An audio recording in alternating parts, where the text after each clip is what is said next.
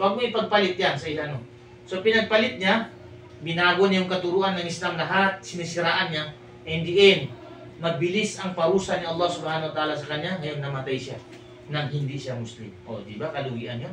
Allahu Akbar. Sinabi ng Rasul sallallahu alaihi wasallam, "Man qala la ilaha illallah khalisan min qalbihi dakhala jannah."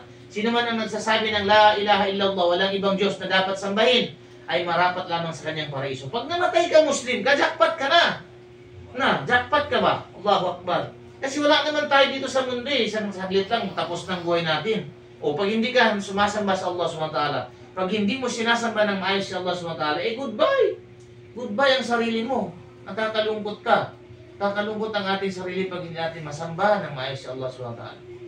Okay.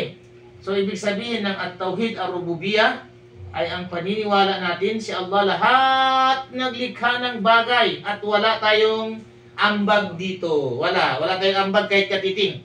Kahit isang butil ng hindi kaya natin. Bigas, kaya ba natin yan?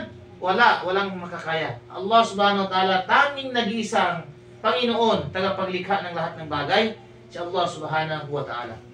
So, naintindihan? Yun ang ar-rububiyah.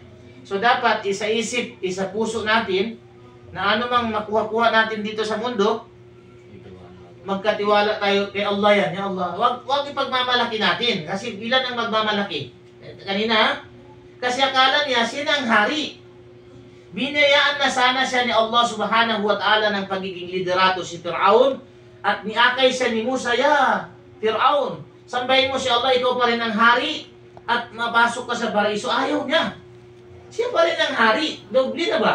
Ayaw. Nagmamalaki siya sa mga bagay ipinagkaloob sa kanya ni Allah. So tayo ganun din tandaan natin yan. Whatever we reach in this world, ano man nakukuha natin, na kukuha natin sa mundo na ito, ano mang kabutihan, ay huwag natin dapat ipagmamalaki. Dapat humble tayo bilang Muslim. Ipagmababa natin ang ating sarili. Sino man ang magbababa sa kanyang sarili, itataas siya ni Allah. Sino man ang magmamalaki, babain siya ng Allah subhanahu wa ta'ala. Di ba? Magmamalaki si Fir'aun. Binaba siya ni Allah. Bakit? Nung pumunta na si Musa, kasi naglayas na si Musa, kasama na maraming kasama ni Musa, kasi nag-Muslim lahat eh. Nung nakita nila nag-Muslim yung pari, ay napakadami nila. So lumayas sila sa Fir'aun. Di ba yung nakita nyo the message? The message ba yun? Yung paano ni Musa, yung dagat na hati, tapos yung mga tao doon? Doon, si Musa yun. Yung kwento-kwento niya. So maraming sumusunod sa kanila kasi ayaw ni Fir'aun nakuha na yung mga kasamahan niya papasok sa Islam. Ngayon sabi ni Fir'aun, habulin natin, patayin natin lahat. So nung humabol sila, pupunta sila doon sa nahati yung dagat. At sakto, nung nakaligtas na sila lahat, bumaba niya yung kawal ni Fir'aun at saka si Fir'aun, binasinarado ng Allah subhanahu wa ta'ala at nalunod. Si Fir'aun, alam nyo, siya lang ang bangkay na sa buong mundo, hindi natutunaw ba? Kasi puro asin.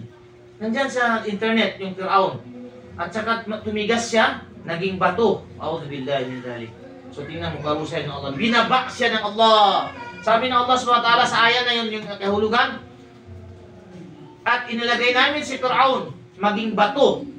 Hindi para sundin siya ang kanyang gawain.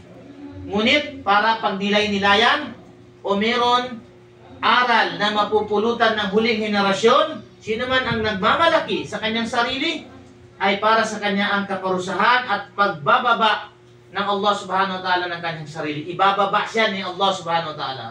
So, true, di ba? Totoo yun.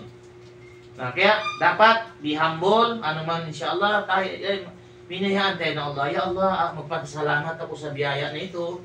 Ang iba wala, akin lang. Ang iba binigyan mo, ako lang, ya Allah, alhamdulillah. Di ba? Dapat gano'n i-appreciate mo. Hindi yung magmamalaki ka.